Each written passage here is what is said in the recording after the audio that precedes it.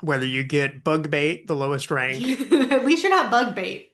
Yeah, cosmically average, which is where I tend to sit, and Mhm. then Galaxy Defender over here.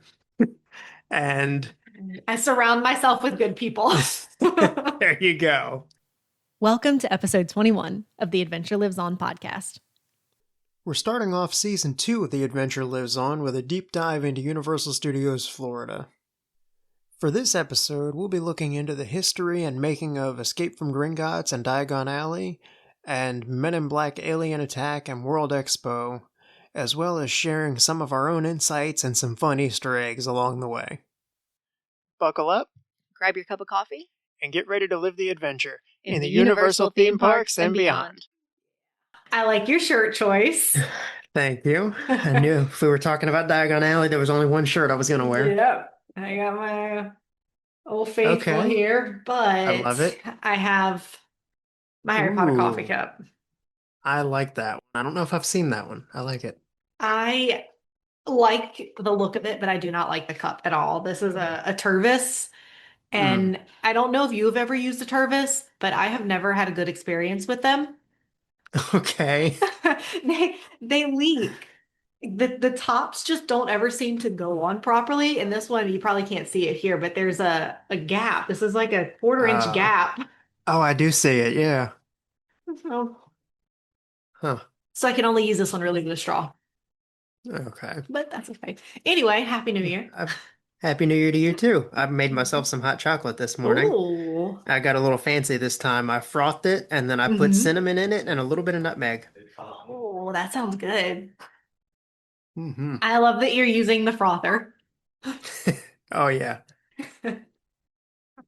A big fan. Mine, I have this is iced coffee today, and my Okay. frother, I think I told you, you can do it cold or hot.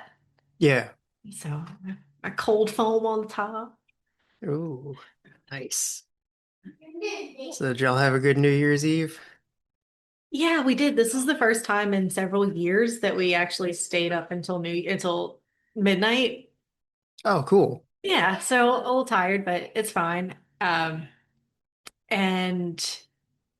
the kids, we tried to do some fireworks and they loved the little snap and pops, but Hmm. we tried is it bottle rockets? No, not a bottle rocket. It's similar to the bottle rocket.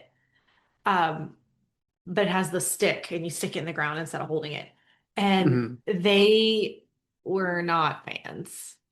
Oh, too Yeah, loud for them? too loud, much too loud. And then we tried one of the big ones that, go up and make all the Yeah, the pretty artillery colors. shells. They really didn't like that. I thought they would because those are at least pretty. It's a boom, but it's pretty. Right. No. Oh, well, maybe if they get a little older. Yeah, let's hope so. Chloe lost her mind at the Disney when she was little. When we went to Disney, we were at the Hmm. complete opposite side of the park, like in Epcot. So not even the big Magic Kingdom fireworks. I'm talking Epcot fireworks. We were at the Oh, wow. opposite side of the park. And when those fireworks started, she lost it. Oh, Yeah. So not a fan of fireworks. okay. Well, I'm really excited about this episode. Me too. I've been Oh, looking forward to this for a couple weeks now. me too. Yeah, it One makes this last, exciting. Okay, yeah, go ahead. it is exciting. One last New Year's thing Hmm. before we get into the episode. I wanted to tell you, I found something last night that I thought you'd be pretty excited to see. Okay. I got the one Universal themed firework in my whole area. They had this is a legally distinct, definitely not an actual Minion firework, and I thought what better to make an Instagram post for the Ah, podcast account than something Universal themed. So I have Kevin. I went to two different that's fireworks stands to track down Kevin. how did you even find out about him?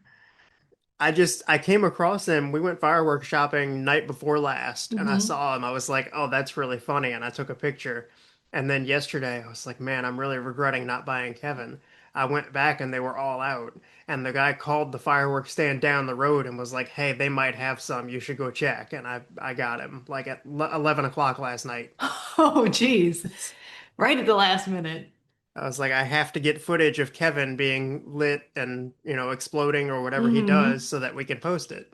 Yeah, So, cool. All right, I look forward to seeing what that looks like. yeah, I will send it to you when we're done. Well, do you want to start with your piece or should we start with Diagon Alley? How much do you have on Diagon Alley? Because Um, I know I've got like an absurd amount of notes. Handwritten, I have a page and a half. Okay. Um, when I typed it into, it's completely unorganized in my notes, so I typed it into ChatGPT. I said, "Organize this for me, please." Okay. And it's um spaced out and bullet pointed is probably about 3 pages. Okay. So I think we have less Diagon Alley than we do for World Expo. So do you want to start with Right. yours? Yeah, let's start with this one then. And the plan all along was to start with how we do the parks. So I That guess is true. quick intro. Season two, welcome to season two, Yes. is going to be deep dives, park deep dives. We're starting in Universal Studios. Once we get through there, we'll move to Islands of Adventure and then on Epic Universe. But first episode is kind of the way we start the parks. When we go to studios, we get there for early hours and head straight back to Diagon Alley. Uh, Yep. So Minion Land can wait. Minion Land can wait. Yes. Actually, okay, I say that I don't head straight to Diagon Alley. I get my coffee first, as you know, at Today's Show Cafe, and Well, of then we head to course, the yeah. bag. Um, I'm going straight to Diagon Alley, and my yeah. first drink of the day is going to be a butterbeer. Butterbeer. Yeah, I need sweet that early in the morning. I need to wait just a little bit. Just a little bit. Not too Okay. long, just a little bit. Not me. I'm starting my day with a hot chocolate, so. Sugar, yeah. Um, so, um, Studios opened June 7th, 1990. Jaws was the opening day attraction in the area of the park that is now Diagon Alley. So Yes. Jaws was the attraction, but the whole section was Amity. And what I didn't realize is Amity was a lot bigger. I remember it as just being kind of the Jaws ride, the like Lombard's restaurant kind of area, and that's it. It apparently went all the way to what is now or I guess not now because it's closed, but the Fear Factor show. Oh, really? Yes, that was part of Amity, Wow. which makes sense because I knew those bathrooms were part of it, but I don't know. I felt like that show area was just in this weird limbo between World Expo and Amity, but it's Yeah, part of I thought Amity. so too. And That's crazy. before it was Fear Factor, there was a Western show, like a Western stunt show. I saw that. That came up in my research too. Uh, so that lasted for a little while and then ended up moving to transition it over to Fear Factor Live. And now it is just waiting for its new show. I don't know, whatever they're going to do with it. Yeah, I don't Uh, know. I think right now they mostly use it for horror nights. yeah. Yeah. And it's a good horror night show. I do miss Bill and Ted, but The Nightmare Fuel is a good show. Mm. Um, anyway, Amity opening day, Amity was there. They made a big deal out of Jaws, and the Jaws ride was supposed to be this phenomenal ride. And in theory, it was, except Okay. that they kind of rushed through making it, and not all of the mechanics were fully waterproof, which, as you can imagine, for a shark that's under the water, isn't ideal. Well, the funny thing So to me is that seems oddly fitting for a ride themed around Jaws, where the whole issue with the movie is that the shark is not as waterproof as he was supposed to be. Right. So I know we'll do another deep dive in the future, so I'm not going to go into that, but there's some cool history there in that ride. But anyway, the I ride didn't bet. last long. There were actually two versions of it. The first one was only open for about 2 months and then shut down for a couple of years, I think it was, and then Oh, reopened wow. yeah, and then reopened with the new version. And uh, then Amity was kind of there until Potter was it '08? Where's my notes? No, 12. Sorry. I don't know where I'm Yeah, getting because '08 from. my first band trip was right after Hogsmeade had Mhm. opened. Or yeah, I think it was Hogsmeade. Oh, and one more fun thing, one of my favorite things I learned about the old Jaws ride, because the Hmm. original shut down before we were even born. Yeah. Um, but there was a part where the shark grabbed onto the boat and Ooh. spun it. Yeah. That's cool. Yes. And I saw a video of it, a very old, 1990s video of it. So Yeah. cool. But anyway, moving on. Um, so Amity shut down in 2012 so they could start working on Diagon Alley. Now, when they started this, Hogsmeade was already in place. Hmm. Diagon Alley came second. I read, and I didn't go deep into this, but I did read that originally J.K. Rowling went to Disney, Yes, I have heard a little bit about that. And that and yeah, go ahead. I was just gonna say, and that Disney basically wanted to make it however Disney wanted to make it and turn it into Hmm. one of their typical parks and, Yeah. have Mickey in Hogwarts robes and Mhm. soda machines everywhere Yep. and Exactly. And JK was not having it.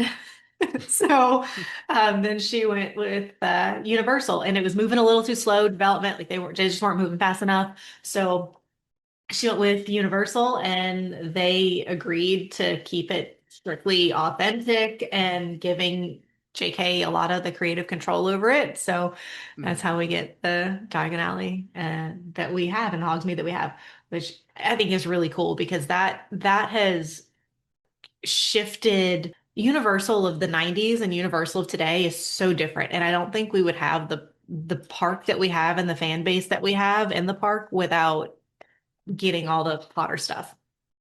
I completely agree with you. And I mean, the Potter stuff has really changed theme parks as a whole. Everybody's going for Hmm. that level of immersion and realism and feeling like you're really in the place that you're. Yes.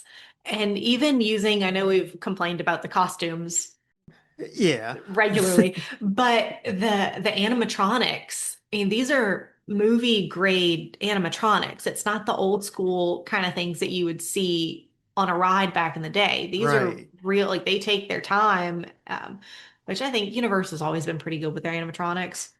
But yeah, it was a big shift once Potter became a theme park.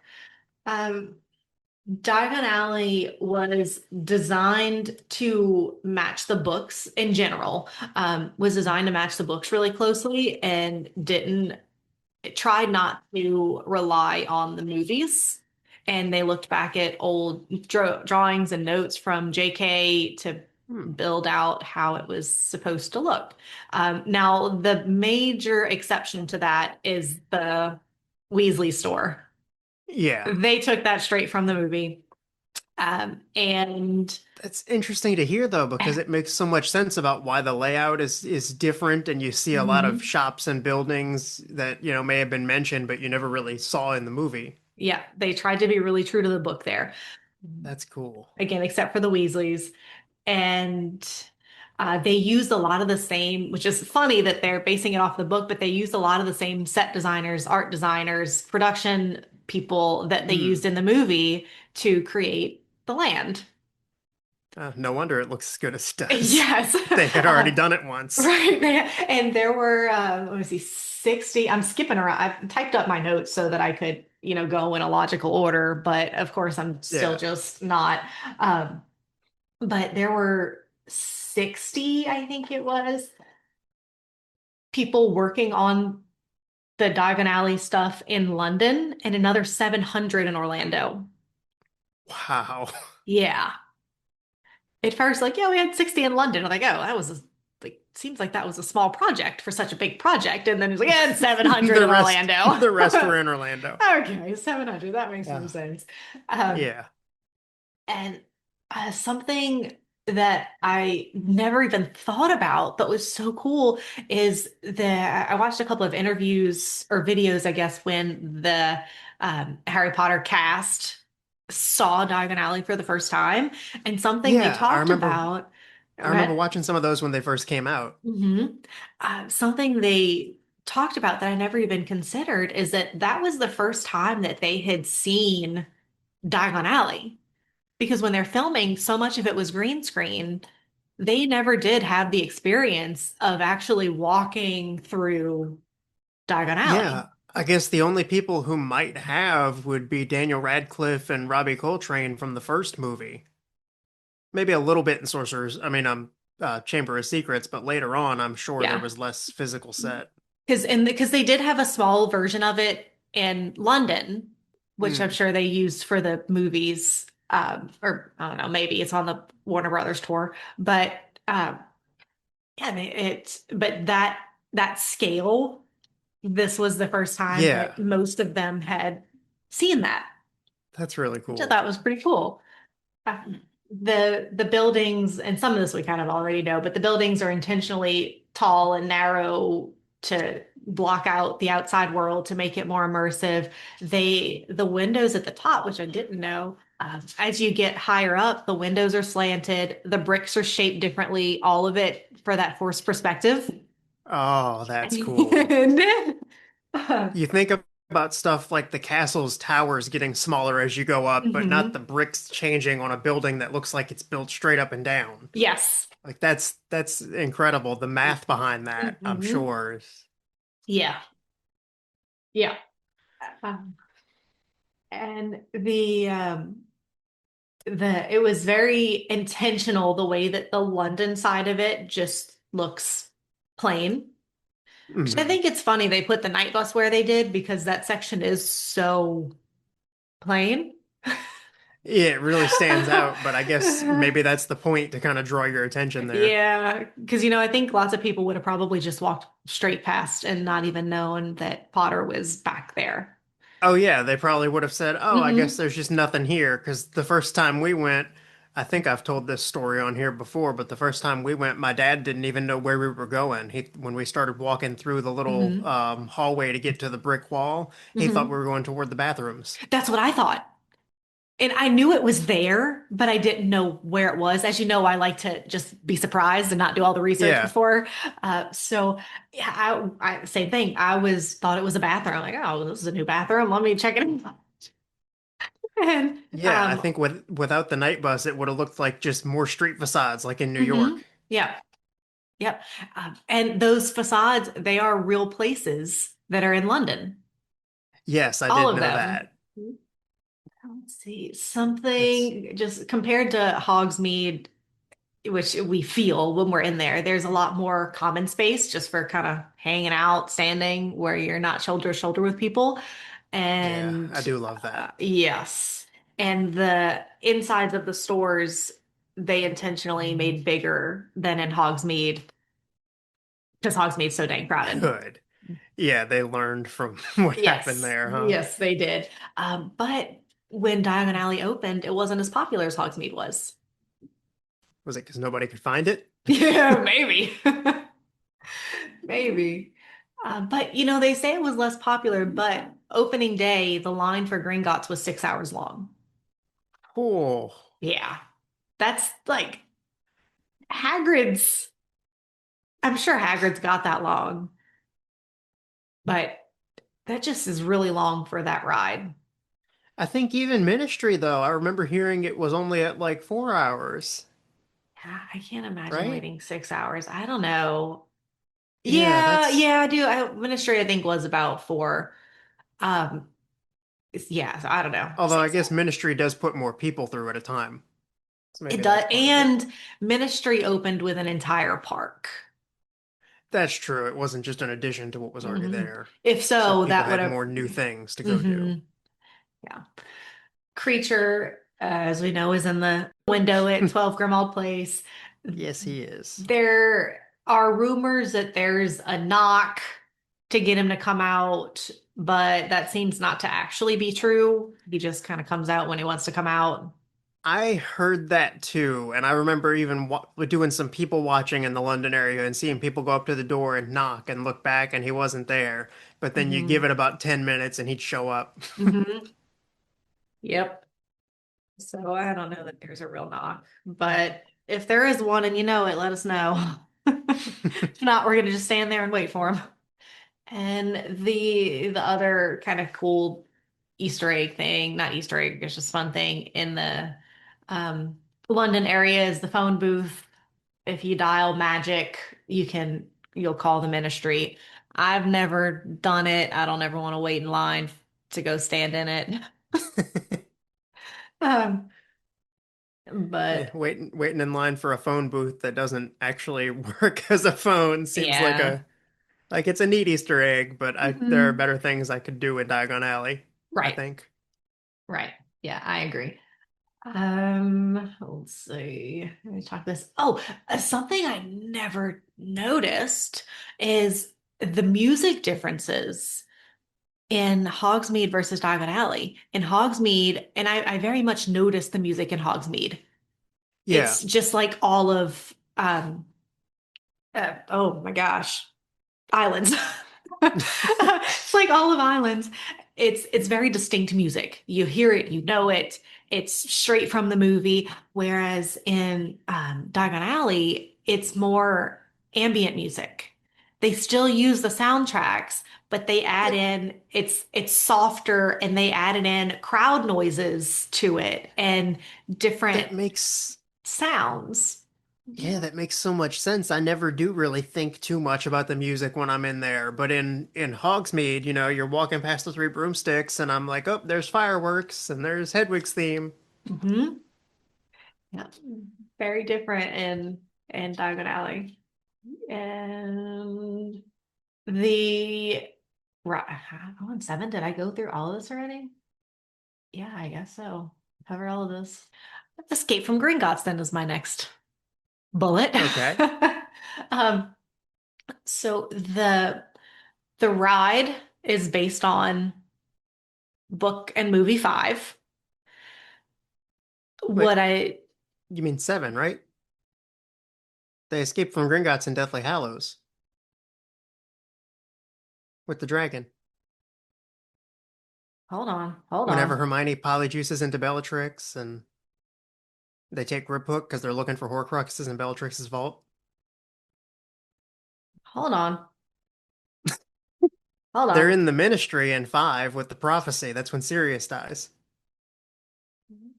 All right, hold on. I did not question this when I watched this video. I'm just like, okay, yeah, five. That's when they were in the thing. What video did I watch? Hold on now. And even when I was reading about it, I'm like, oh yeah, that's right. I remember that. Yeah, no, because five was the Yeah. Ministry. Yeah, no, you're right. I was like, okay, yeah, wait. You know, I was most of my research was being done late at night. Mm. Um, that's no excuse because that should have been a huge red flag immediately. But I just went along with it. And I like it was more than once in the video I was watching. And it's like, oh yeah, and number five, when this happened, I'm like, yeah, when that happened, I remember that happening. Well, dang. Oh, that's okay. Eh. And you know what? When I type these notes into ChatGPT and like organize these for me, it didn't even tell me, hey, check your fact right here. It just let me do it. Yeah, I don't trust it. I don't trust it either. Um, but okay, seven.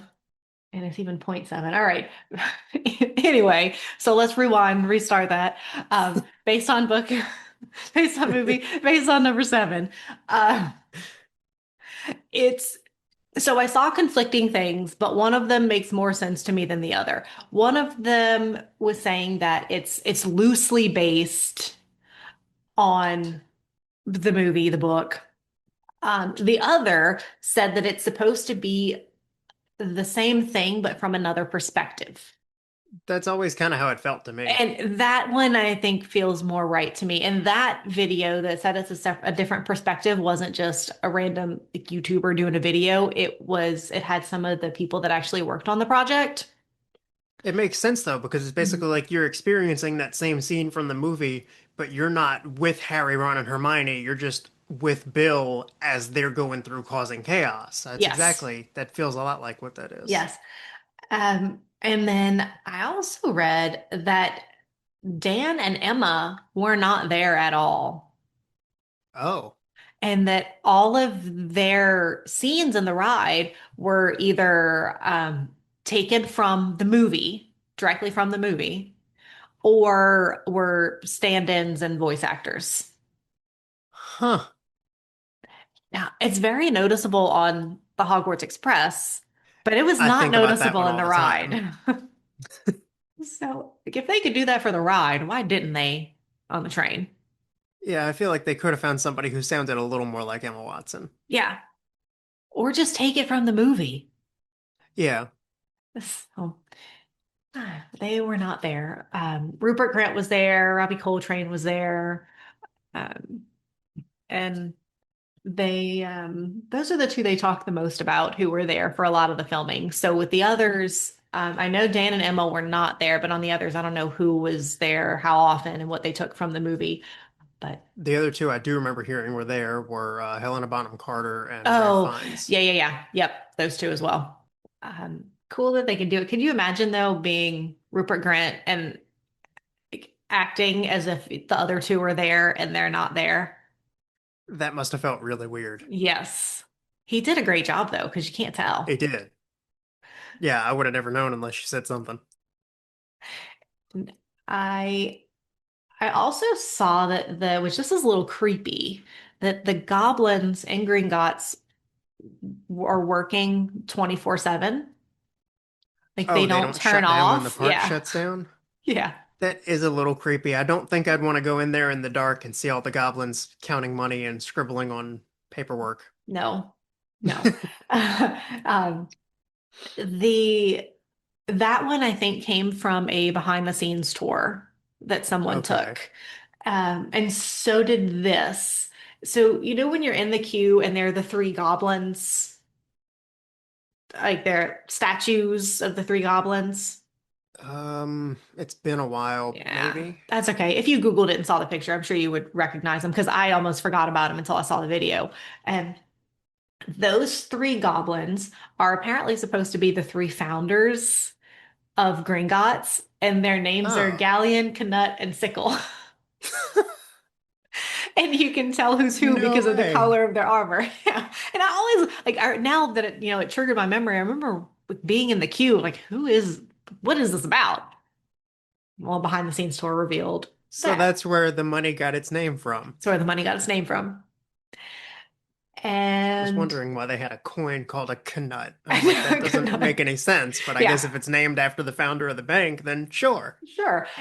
But what I didn't, and I figure probably would have time for all of this, but the goblin that is standing on the pile of money in front of the Yeah. ride is supposed to be Mr. Gringotts. Oh. I saw that in a couple of different videos. So, like, if those three are the founders, but this guy's Mr. Gringotts, Hmm. I don't know. And maybe they just Maybe needed, maybe he backed it. He had all the could gold. be. Yeah. Maybe those three created the money system and then he took over the bank. Yeah, maybe. Hmm. So, four very important goblins. Yeah, definitely. The the inside of the bank when you walk into the lobby is built to scale. I believe that. It's Yeah. massive and it's beautiful. Yes. 10-minute warning. Oh, It's built to scale, and I've never been able to really hear what the head goblin is saying, but in one of the videos, you could hear it, and he's talking about opening an account. He's telling you, okay, if you want to open an account, go down the hall here, and that's where the queue goes. mm, So okay. your whole reason for being in there is to open an account. And then you get in, and of course, Bellatrix and Voldemort are in there, and your whole thing is derailed. Yeah. So the ride track is about 2,000 feet long, which Oh, that seems like it's not a ton. well, I mean, I guess that would make sense considering how much of that ride is screen-based compared to the more like Well, coaster sections. yeah, you're right. Top speed is about 35 miles an hour. Okay. And the chandelier in the lobby has about Hmm. 17,000 crystals.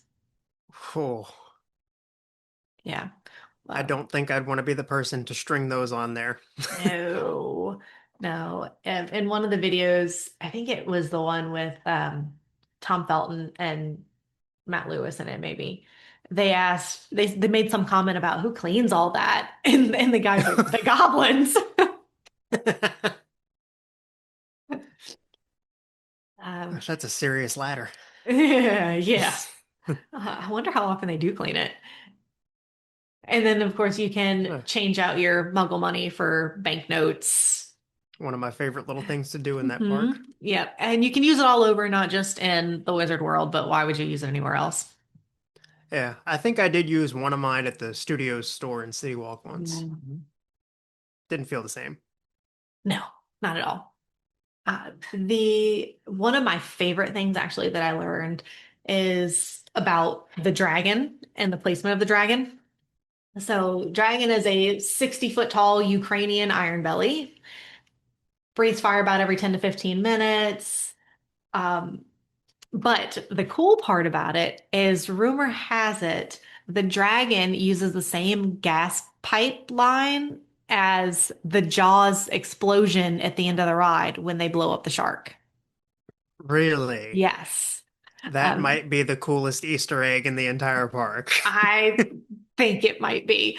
So when you look on the map where the explosion happened and where the dragon is like right on top of each other. Wow. So kill Jaws, get a dragon. Okay. I think we may have found our episode title. Kill Jaws and get a dragon is kind of Jaws and get a the dragon. summary of this entire thing, isn't it? So far, yeah. I'm excited to hear about your half though. And a couple of little things left. So the Weasley's Wizarding Wheezes. The exterior, as I said, is designed to look just like it did in the movie. And the person on the outside is, I can't say it is Fred, but the art designer that was in the interview I watched, who was giving a tour to both of the twins together. He's like, after spending some time with them and, watching the movies and seeing the face, I'm confident it's Fred. Well, I guess it had to be one of them, right? Had to be one of them. Yeah, and like I said, many of the props from there came from the movies, including the Poo toilet that's in the in the window. That's actually from the movie. That's awesome. Nocturne Alley is a super cool, fun, dark place. Yes, it is. Borgin and Burkes has the hand Yeah, the from the Hand of movie. Glory. Yes, that's it. The Hand of Glory. And then in the Vanishing Cabinet in there, you can hear the bird chirp. These are kind of things that a lot of people already know, but I'll say them just for fun. Yeah. And the Magical Menagerie window has a large snake that is rumored to be talking Parseltongue. It hasn't been confirmed that it is, but if it's a snake and it's talking, what other language could it be? Right. And my last section is on the Hogwarts Express, which is more impressive than I thought. Really? I mean, Yeah. it already seems really impressive. Yeah, How much better does is. it get? It's impressive. So to ride the Hogwarts Express, you go between Hogsmeade and Diagon Alley. You have to have park-to-park ticket. It is worth it. Definitely worth it. And the ride is different each way. Yes. So do it both ways. But the train is built to scale, full scale, and can fit 168 people at a time. Oh, wow. Yeah, that's a I lot didn't more realize than it I was that thought. many. I didn't either. What I also didn't realize is there are 2 trains. It's funny you say that. I don't know if we might have to put this in another episode or something, but I've got a whole story about my dad trying to figure out the timing of the trains and how many there were. 2. There are 2. And the trip length is about 4 minutes. I think it feels a lot longer than that, but 4 minutes. It does. About a half mile, but you also have the time you have to get in, you sit down, you wait for it to close. So maybe that's why it feels longer. But And then the whole wait to get on the train to get through the yes, station. yes. but about a half mile, 4 minutes. They designed it to feel like a real train. It is not a normal train, though. It is a cable train built in Switzerland. And from the Huh, videos I watched, it seems to be similar to the way a streetcar operates. really? Yes. And the train wheels aren't actually the wheels that are on the track. It has separate wheels underneath.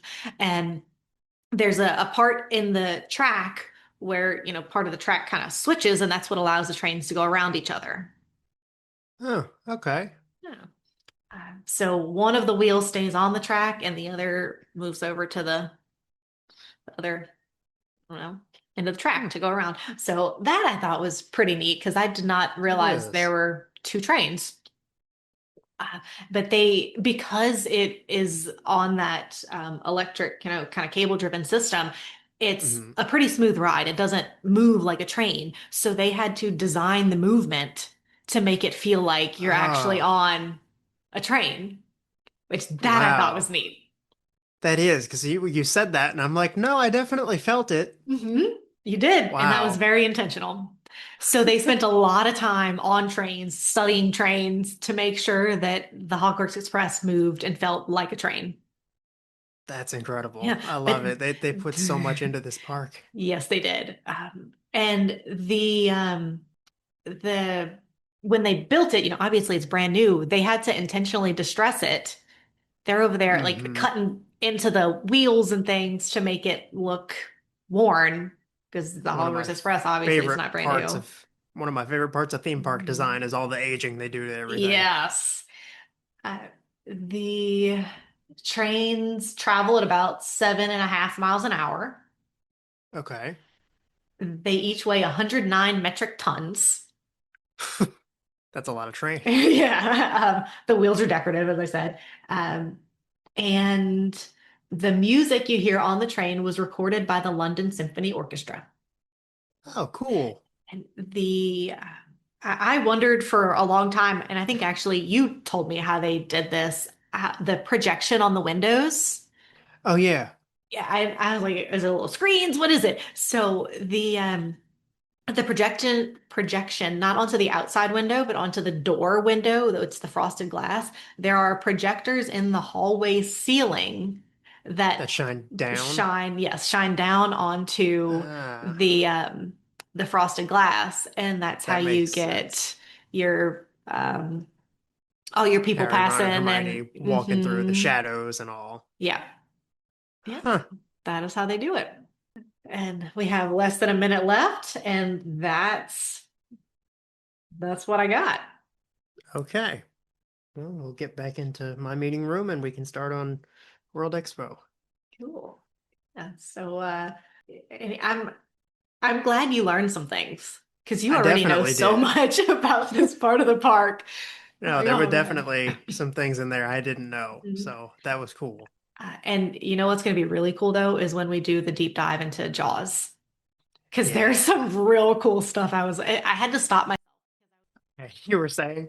I had to stop myself because which was a perfect time to cut off because I was doing too much Jaws research. I was watching all the Ah, Jaws videos. I'm like, ah, shoot, I gotta move yeah. on to I'm Potter. excited for that though, because I know next to nothing about the Jaws ride. Mm. So And I'm gonna learn all kinds of things. the kids got into it because I put the videos on the TV in the living room. Uh-huh. And even this morning, Chloe's watching Ghostbusters right now. Oh, She was asking me over the weekend, Mommy, can we watch the sharks? And this morning, Mommy, I want to watch more sharks. Absolutely, we can watch more sharks. love that. Yes. All right. So Okay. now part two, not part two, but Yeah. I'm gonna try to speed run through the history of World Expo. I've got a surprising amount there because it has gone through some changes. Oh. So my area of the park to research was World Expo, where Men in Black is now, which was formerly Expo Center, and it's loosely themed to a World's Fair and originally housed two working film sets. One for the 1990 TV show Swamp Thing, which, funny enough, is a DC character, and I can't help but wonder if maybe that's why they initially wanted DC for their superhero park. Mm, maybe. And then the other set they had was a recreation of the Bates Motel and Mansion that was used in Psycho 4. I did hear that. I didn't realize that's where it was. Yeah, it was in the World Mhm. Expo area. World Expo was also the original location of the Hard Rock Cafe before they moved it to where it is now. Hmm. Did Yeah. not know that. And the opening attractions when the park first opened included Animal Actors and E.T. So for reference, that's how far down World Expo used to go. Think about where E.T. is. Whoa. Yeah, that's Because a I'll get into jeez. it later, but all of Simpsons Land and Springfield used to be World Expo. Whoa. Yeah. It was kind of a catch-all place for any Mhm. attractions that didn't fit anywhere else because it didn't really have much of a theme at first beyond just looking like a World Expo. Yeah. Huh. So the next thing to come up was the Back to the Future ride opening next to Animal Actors in 1991. It was supposed to open with the park, but they didn't make it in time. And then they opened Fievel's Playland near ET a few months later based on an American Tale. And for a while they were going back and forth on how kid friendly they wanted things to be, and they did feel like they needed more kid friendly, family friendly attractions.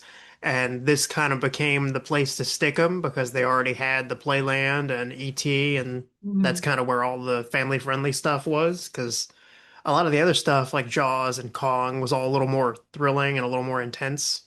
Yep.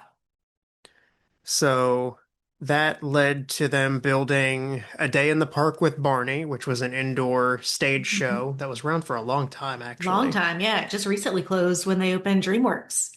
Yeah. And that actually, them building The Day in the Park with Barney meant they had to tear down the Psycho set. So Mm. then they put that up.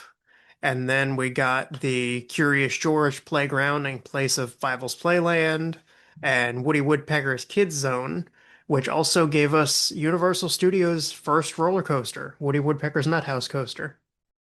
Oh, I did Crazy to not think that realize that that was the was. first one. Yeah. And now look at them. I know. And then they closed down the Swamp Thing set and were looking for new attractions to fill that space. And they considered a bunch of different things. Some of them really surprised me. They had talked about doing a ride based on Apollo 13, of all things, because I guess that Hmm. was a fairly popular movie when it came out. Something based on the Stephen King novels, which I think would have been Oh. incredible. Mm-hmm. And actually even considered The Simpsons at one point, funny enough. Bad move. And yeah, and then of course they finally settled on Men in Black. There was also talk at one point of actually putting Jurassic Park in place of Swamp Thing before that project moved over to Islands of Adventure, Hmm. which I thought was cool because I had never heard that. I just assumed it was always meant to go in islands. Right. And then after that happened, they had the Back to the Future with its Institute of Future Technology, which kind of fit the World's Fair theme. And then the whole expo area kind of starting to come together, planning out Men in Black and all. It was like, okay, this is kind of the futuristic area of the parks, almost like Universal's Tomorrowland. Mm. And then in the mid 2000s, once that was all established, they decided, and we're not going to keep this around for long because Back to the Future was declining in popularity, wasn't bringing in as many people. And so they closed that, and The Simpsons finally got their ride with Krusty Land. And they didn't do all of Springfield at once from everything I saw. They had opened the Simpsons ride and basically rethemed the Back to the Future building, so it kind of Hmm. stuck out like a sore thumb in the rest of the World Expo area. Huh. And then over time, they transitioned the rest of that area to become Springfield. And so World Expo just got smaller and smaller until the entire space was just Men in Black and Fear Factor. Wow. Yeah, so I feel like I had heard somebody say something along these lines as I was watching some videos. I feel like it couldn't be more true that World Expo is kind of the lost continent of Universal Studios. They're both, Yeah. like super integral to the opening of the parks, and they're just kind of slowly dwindling down until it's Hmm. just like, oh, well, this probably used to be something. Yeah. Man, you're right. Yeah. Hmm. And that's all I've got for the history. I didn't want to go too deep into it, like we were saying, because I'm Yeah. sure we'll do other episodes on that. But I thought it was interesting how all over the place it was and how many things came and went and how the Hmm. identity of it all changed over time. Yeah. Do you have anything on the Coke place? I do not. I didn't really look into food and drink options because as of Yeah. now, food and drink options at World Expo are just a Coke stand, a lemonade stand, and I think an icy place. Hmm. Yeah, it seems so out of place there. I wonder if there's a story behind it or if they just said, let's stick it here. Who knows? It seems like the general sort of mentality with World Expo was let's just stick this here. Yeah, yeah. So it may have It been. sounds like And the rest of what I have is all Men in Black specific. cool. Since, Fear Factor's not around anymore, Yeah. and E.T. and Simpsons and all are no longer considered part of the area. So I didn't realize a couple things going into this. The idea for the ride was actually being developed before the movie was in theaters. Whoa. Because not only, for one, did I hear that some of the people who were kind of kicking the idea around saw the trailers and were like, yeah, this is enough for us to know this would make an awesome ride. But also, I never knew Men in Black was not an original idea created for the movie. It was based on a comic book. Really? Yeah. Yeah, comic book series by Lowell Cunningham, which I kind of want to look into now. Yeah, I'm Googling now. And they were torn for a while as they were kind of narrowing things down between Men in Black or the Stephen King idea. And they decided to poll park guests, and the polls ended up being split right down the middle. Oh.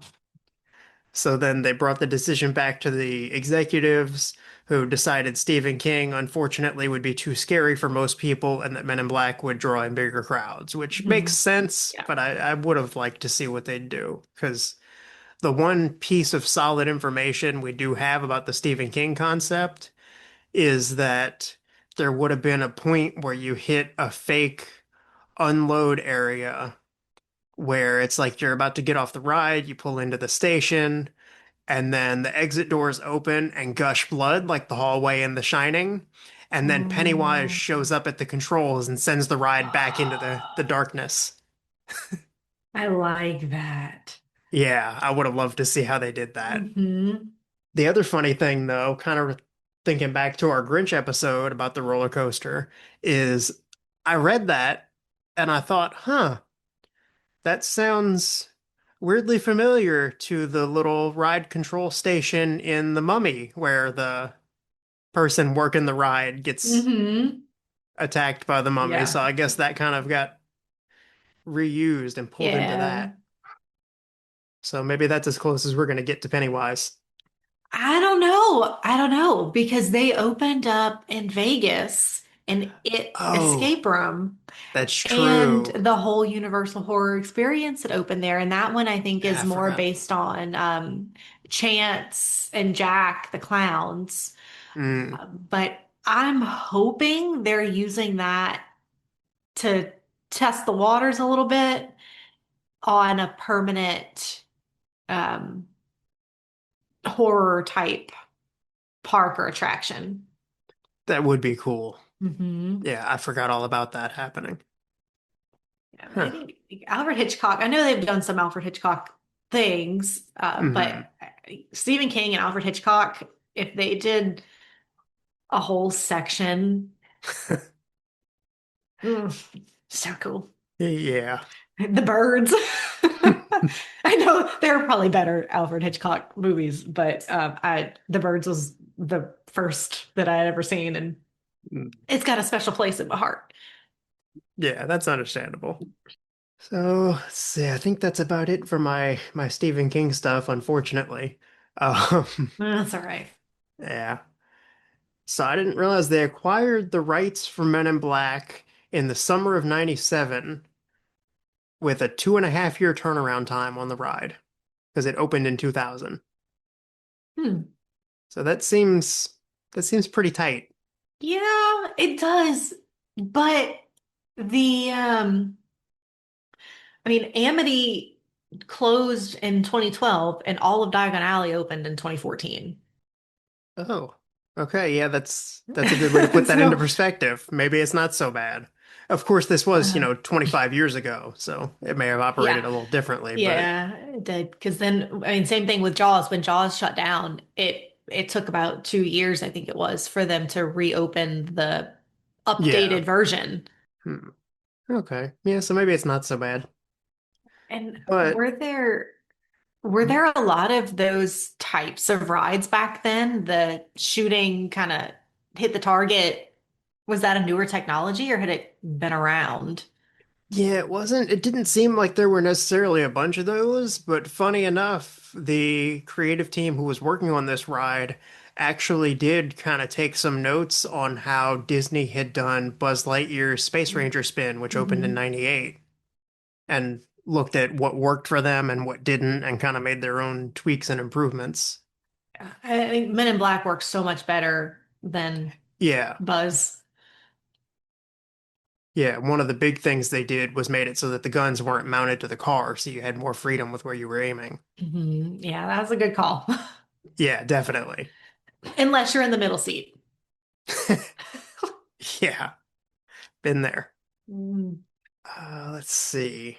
So, because of their 2.5 year turnaround time, they needed to find ways to shorten the overall construction time of the ride. And one of the first things they decided to do for that is to reuse an existing ride system that they already had instead of trying to build something from the ground up. Hmm. So, they actually had started out considering using the Scoop ride for Spider-Man. And I thought this was so funny that one thing they did to get an idea of whether or not that would work, apparently while Islands was all being put together, because keep in mind, this is, 97, 98, Hmm. they had gotten on Spider-Man and put up makeshift laser tag targets and rode Spider-Man trying to see if they could realistically shoot at things while the ride was going through. But they decided because the movement was a little too Hmm. intense, and especially the sides of the ride car being so high that you couldn't Yeah. really shoot over them, they decided against going with the Spider-Man ride, and they ended up pulling from another ride system at Islands of Adventure that seats 6 people and spins. You know where I'm going with this? Hold on, let me go through Cat in the Hat. Yes, the same. This is the Men in Black is the Cat in Huh. the Hat ride with a different coat of paint. Some extra parts attached to the Uh, outside, the little light up pole on the back. hmm I thought you'd appreciate that I especially. do appreciate that. I would Yeah. not have, and now thinking about it, that Yeah. makes a lot of sense. And that's why, fun fact, kind of skipping ahead of my notes here, there's a hat stall in the first room when you get into New York that's got Hmm. the cat's hat on a Yes, it table. That's does. because that's an homage to the fact that they Oh, used Cat's ride system. I always, I thought it was just for fun, but that's cool. I like that Yeah. fact. So thought that was pretty neat. They originally wanted the ride vehicles to look like Kay's the Black Crown Vic that he drove in the first movie, Mhm. but it didn't fit around the ride vehicles because they're, Yeah. relatively compact. So Hmm. that's when they designed what we ended up with, which was supposed to be something that was like a blend of government issued equipment and alien technology, which I think it worked. Yeah, I think so. And in order to meet the ride capacity goals of how many people they're supposed to put through per hour, they had the option of either running 2 vehicles at once, like a train, where one would go behind the other, or having to add a second track so they could run side by side, which obviously we know which one they picked there. Hmm. And because of that, with them putting the 2 tracks side by side, they had to make the entire ride bigger than they planned because they have to make sure that you can't reach out and touch anything. So when they had planned for the streets to be wide enough for one track, that wouldn't work when they added the second car. So that led to sets being bigger and more expansive open areas, which meant targets could be spread out further and it'd be more of a challenge to hit some of the aliens. And with there being the two cars, that led to the idea, of course, of being able to go through the tunnel where you shoot at the people in the other ride car, Yeah. which added an extra little fun gameplay Mhm. element. I'm so bad at that part. I can hit the aliens. I cannot hit the ride car. Yeah, every time we spin, I'm like, well, that's it for me. Let's just wait till we get out of the tunnel. Yep. And the city was designed with a style the team called Technicolor Film Noir. So it's supposed to feel kind of like retro, early filmmaking type set design, but in color and realistic. And so they wanted something that felt realistic enough for like you could tell it was a New York City street, but slightly stylized, almost like how they would do a New York set on a Broadway stage, which I think Okay. sums it up pretty well. It's like it's not Yeah. 100% real. There's forced Hmm. perspective and things. Buildings aren't as tall. Yeah. And the creative director, Dave Cobb, said he wanted it to feel kind of like Universal's Haunted Mansion in a sense, with all of the different Easter eggs and little scenes of aliens popping up doing different things, where you could ride it over and over and catch something new every time, which I Hmm. love. That's part of the reason I love the Haunted Mansion so much. Yeah. The Haunted Mansion's a fun one. One of my favorite pieces is when you go into that first section, the like training area, Hmm. and how similar it is to the one in the movie. Yeah, I always love that too. Mhm. It's like, oh, I'm really in it. I'm Yeah. in the same scene that Will Smith was in. Yep. Yeah, that's one of my favorite parts. Yeah. That's one of my favorite characters. I like Will Smith. He's cool, but his character in Men in Black, I think, is just the best. I love when Yeah. all these military guys are trying to write and he goes and just drags He the just table. pulls the table over. Yeah, let's use logic, people. Come on. Yeah. Yeah, I love his character. Speaking of characters, this ride has 127 aliens from 80 different species, Whoa. and they were all designed originally for the ride. They were based on the ideas from the movie, but they're all original. Do they all have names? That much I don't know. I'm sure they probably, the creative team probably named them as they were Hmm. working on them, because why wouldn't you? But Yeah. I don't think that's public. And Hmm. over half of those aliens were designed by Neville Page, who has worked on Avatar and Tron Legacy. And I was wondering why I knew his name. He was a judge on that show Face Off on Sci-Fi, where the people did the special effects makeup. Oh, I haven't seen that one. Oh, really? Yeah, I might need to. It's That really sounds cool. cool. It was. Sounds cool. Imagine like the Food Network baking competitions, but it's okay. You have this many days to create a makeup look based on this design, and then you present them all to judges. It's really neat. Yeah, I like that. I was into the Harry Potter wizard baking show recently. Mm, That was cool. But yeah, I think the special effects, that would be cool to watch. it really Just is. try that. Yeah. Let's see. Oh, um, most of the design Hmm. team were really into video games, and I mean, I would say that's perfect for people who are designing a shooting ride, Yes. but they specifically put a lot of thought and focus into making it feel like you were in a video game and making the gameplay feel good and making it all make Hmm. sense visually. And they considered at one point using visible targets on the aliens, like something that was obvious to hit, like sculpting them where they already had blast wounds, where you might, like, you're supposed to hit them where they look like they've been shot, or they were going to Hmm. put prisoner collars on them at one point because that ship in the beginning is like a crashed prisoner transport where they all escape.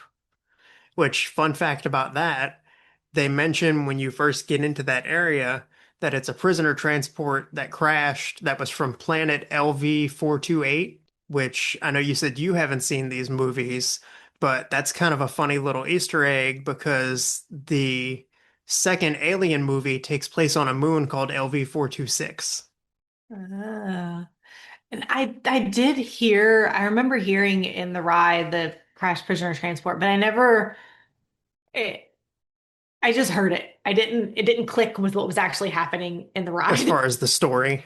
Yes. Yeah, so all those aliens running around are prisoners Mhm. that got off of that ship. Hmm.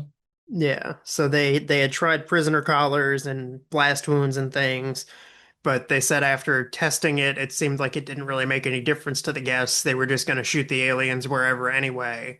So they added more sensors to them and throughout the idea of the super obvious targets, where basically it's just like hit the alien, and as long as you hit them, you'll get your points.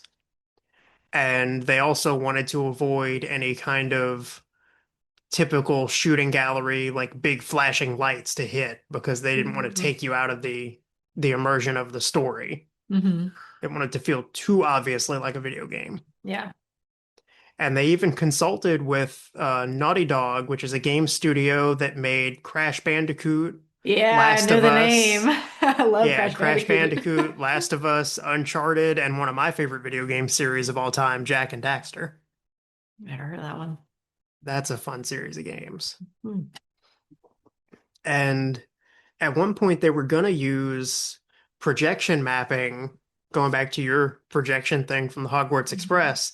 They were going to use projection mapping in scenes to show the effects of hitting the aliens or effects on the scene around them for, whether it was like splatters or explosions, blast marks in the walls. But the technology was so new that it would have been way too expensive to make it work Hmm. in that kind of setting, which is really interesting though, because I feel like theme parks use that all the time now. Hmm. Like in Yeah. the Star Wars ride at Disney World, they have whenever the stormtroopers shoot at you, the blast marks show up on the wall behind you, and Yeah. I mean, that was so long ago, though. yeah, It's like 30 years ago. yeah, which Almost. is crazy to me that this past year was the 25th anniversary of that ride. Yeah, that's crazy. Jeez. Oh, some of my favorite facts that I found about this ride are their plans, potential plans for the ending, because they were trying to think of how to end the ride story in a way that made sense with this whole thing of you're at the World Expo, you're going to see this presentation about space and the universe and how we're totally definitely alone in the galaxy and you shouldn't Hmm. worry about it because aliens aren't real. And then you Hmm. get sucked into the Men in Black world. And then obviously at the end of the ride, you have to be neuralized so that you can go back Hmm. out into the world like nothing's happened. And they went through a lot of different ideas of how to sell that. One idea that I thought was especially weird is for guests to exit through a fake Tropicana orange juice factory production tour, which is because Universal's parent company at the time was Seagram, and Oh, they had connections to Tropicana. So they were like, hey, let's squeeze in some marketing in this family-friendly shooting ride, yeah. Okay. which I'm like, man, that couldn't be more out there. Yeah. I mean, it makes sense, sort of, if you were like going into something that looked like a Tropicana tour and then you come out of Yeah, a Tropicana tour, but except you weren't. yeah. Huh.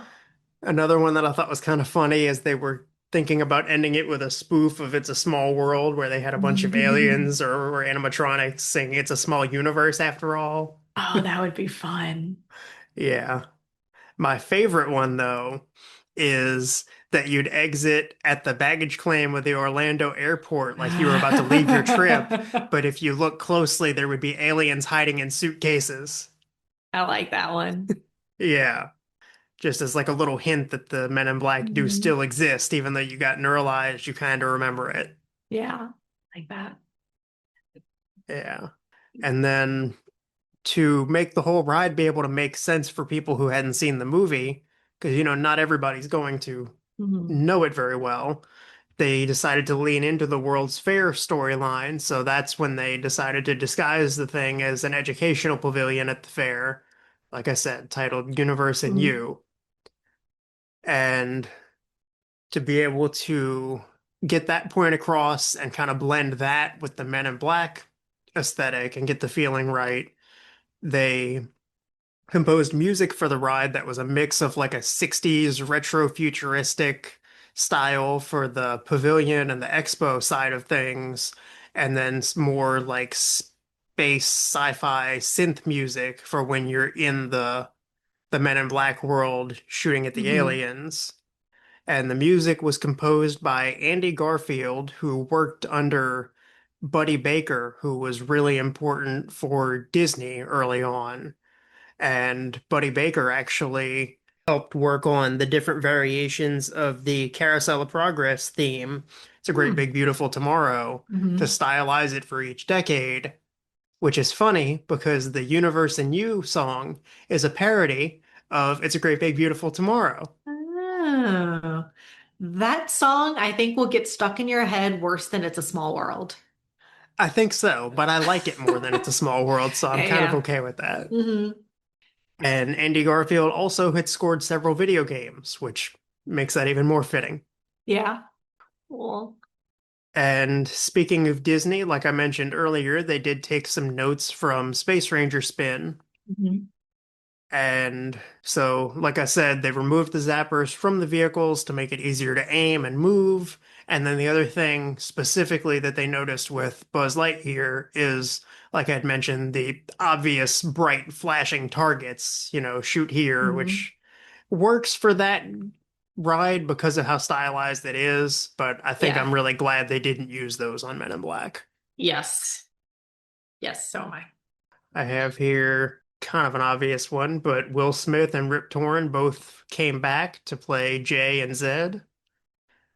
The show building is 80 feet tall and it's 76,000 square feet. Wow. Yeah. Oh man, we just hit our 10-minute warning and I have so much Already? more. Oh no. Oh no, okay.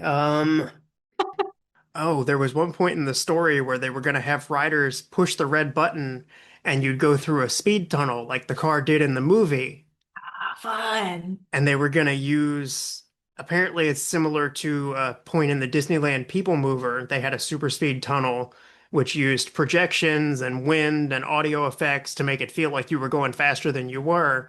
But the Cat in the Hat ride system was so slow, they figured they wouldn't be able to sell it. Mm. And that's where they ended up, instead of the speed tunnel, doing the shoot at the other car Spin. segment. Mm. Well, and we get the spin too. I love the spin. Yeah. Oh, the spin is so much fun. Hmm. Which actually, originally, the spinning used to depend on how well you were doing on the gameplay, but then that made it less Oh. exciting for people who were doing really well because they weren't spinning as much. And so they changed it a few months later and programmed it so that it would spin, it would be set to spin at certain points in the ride Hmm. Hmm. to keep things more exciting. And the team took their first test ride once it was all built in December of 1999, 4 months before the ride was supposed to open. Jeez. Yeah, it seems like cutting it a little bit close. Yeah.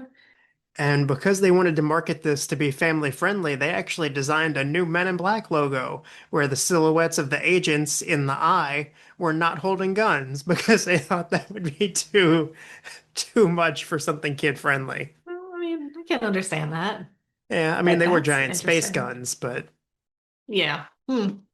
Let me just add, there's no better feeling in that section of the park than getting off of than ending the ride, getting your black suit, seeing the Galaxy Defender,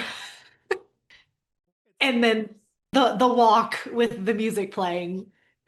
it's so funny you say that because I have never gotten my black suit. I've never made it above cosmically Oh. average.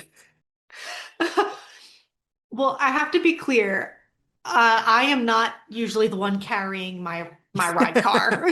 Okay. I just luck out sometimes and get some real good people with me. You still got there though, and that's what counts. Yes. Yeah, so there are two different endings depending on what rank you get, whether you get bug bait, the lowest rank. At least you're not bug bait. Yeah, cosmically average, which is where I tend to sit, and Hmm. then Galaxy Defender over here. And I surround myself with good people. There you go. So if you get Galaxy Defender, you go down an end scene where there's an alien tailor working on a suit, and he tells you it'll be ready next Wednesday, right before you go out and get neuralized and head to the gift Mhm. shop. And if you get Cosmically Average or Bug Bait, you go past an alien coach who's sort of giving you a pep talk, and apparently he was inspired by John Madden, which is kind of funny to me. Hmm. We've also gotten fussed at before. Okay, you have that must have been the lower rank then, yeah. Yeah, I've gotten fussed at. Maybe that was when we were bug bait. We've gotten Oh, fussed at. Like, oh, come on, you can do better than that.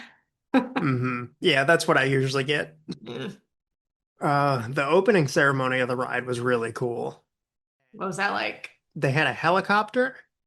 They had Men in Black agents rappelling down from the two towers that are up there, the big Mm-hmm. discs. And they, instead of a ribbon cutting at the front door of the ride, they had an explosion blow a hole in the front. Not literally, but like special effects stuff. And I Uh-huh. believe, yeah, Will Smith and Rip Torn were there for that as well. Cool. Yeah. And speaking of the World's Fair towers, one thing Hmm. that I never noticed, obviously, if you've seen the movie, those towers, the little discs at the top, are supposed to be spaceships. Hmm. But what I never paid much attention to is you've got the two discs there, and there is a third column that pretty much stops right at the top of the second disc. So I never paid Uh-huh. much attention to it, but it is sculpted to be broken at the top as if that ship has taken off. Oh, that's neat. I never noticed that. Yeah, me either. And the trees around the expo center are trimmed in a similar sort of shape so that they kind of look like flying saucers. Did you get anything on the UFOs? I thought I remembered hearing something at one point that they were modeled after, maybe it was from the movie that it was modeled after something specific. I don't remember. I'd have to What you thinking? Which UFOs? the ones outside, the yellow, the discs on the poles. Oh yeah, that's what I was talking about. So those were that was like big towers that were at the World's Fair. Okay, that's And I so do in the remembering movie, something they about they them. told in the movie, Kate told Jay, or I think he saw in pictures or video or something, that those things were not big observation towers at the World's Fair. They were actually spaceships that were hiding there. Mm, that So must that's have what been it it. was. They're designed to look like the towers from the World's Fair. Which is funny that so much of this is focused around the 1964 World's Fair when that was actually such a big thing for Disney, Yes. where a lot of their attractions were early on, including where the Carousel of Progress first started, that Mhm. kind of helped inspire the music for this ride. Yep. Hmm. A lot of what I have left is little Easter eggs and references and things, but I don't think we'll be able to get through them all. We have like 3 minutes left. 3 minutes. Yeah. Oh, hit the best Um, ones. the Universe and You intro narration when you walk in was done by Roger Bumpus, who voices Squidward in SpongeBob. Hmm. And oh, the part of the building by the gift shop has some sort of weird architectural shapes along that curved wall. If Uh-huh. you look at them from a distance, the first one is kind of shaped like an M, and then the second one is kind of like a lowercase I. And it was going to be built so that you would see MIB from across the lagoon, but the B was never built. Well, you get me. Me. Yeah. Me. And we should add that you can do behind the scenes tours on both of these in the Gringotts and Gringotts, Escape from Gringotts and Men in Black. yes, that was one of the things in my notes that I was going to touch on was the immigration tour where you can go down to the first floor of the control room and meet the Yeah, twins. I've done that. Which the twins, I was surprised because I've never been down to the first floor. They're over 5 feet tall and their arm Mhm. span from tentacle to tentacle is 12 feet. Yeah, they're huge. They are. And the chairs are surprisingly comfortable. Are they? You got to sit in one of the desks? Oh, not just the desks. The desk chairs are desk chairs, but the chairs on the side that are ball shaped. Oh. Yeah, surprisingly Huh. comfortable. I want to do that next time we go. We should do that. Okay. Another funny little Easter egg that I don't remember ever hearing, but it cracked me up in the video I watched, is there was an intercom announcement as you were walking through the queue where somebody says, Agents E and I, Agent O will meet you at mission briefing. That's Agents EIEIO to mission briefing. That one. They have some of the funniest announcements in that line in that queue. I remember they had a sign board on the wall in one of the hallways pointing you to the different directions of all the offices. Mhm. And there was human resources, alien resources, oxygen-free chamber, fingerprint removal, child and spore daycare center. Mhm. And reading too on the screen when you are in the room right before the one where you get on the ride, the big screen that shows the different monsters, aliens, and seeing what they did, like why they Oh, were being detained. I've never paid attention to that. I'm gonna have to look next time. Yeah, some of the reasons why they're being detained or where they're from is just, people had fun when they were creating those. Oh yeah, I mean it reminds me of some of the funny little things in the movie. Like my favorite being the whole, Elvis ain't dead, kid. He just went home. Yeah. Yeah, less than a minute left. Oh shoot. Okay. I guess we might as well wrap it up here then, and maybe I can cover the rest of these in the beginning of our next episode. Yeah. That's it for the first episode of Season 2 of The Adventure Lives On. This season's going to be full of theme park deep dives, and we can't wait to share them with you. If you'd like to see more from us, you can find us on Instagram and Facebook at Talo Podcast. That's TALO Podcast. And as always, thank you all for listening. And be sure to join us back here next week as we dive deeper into the adventure.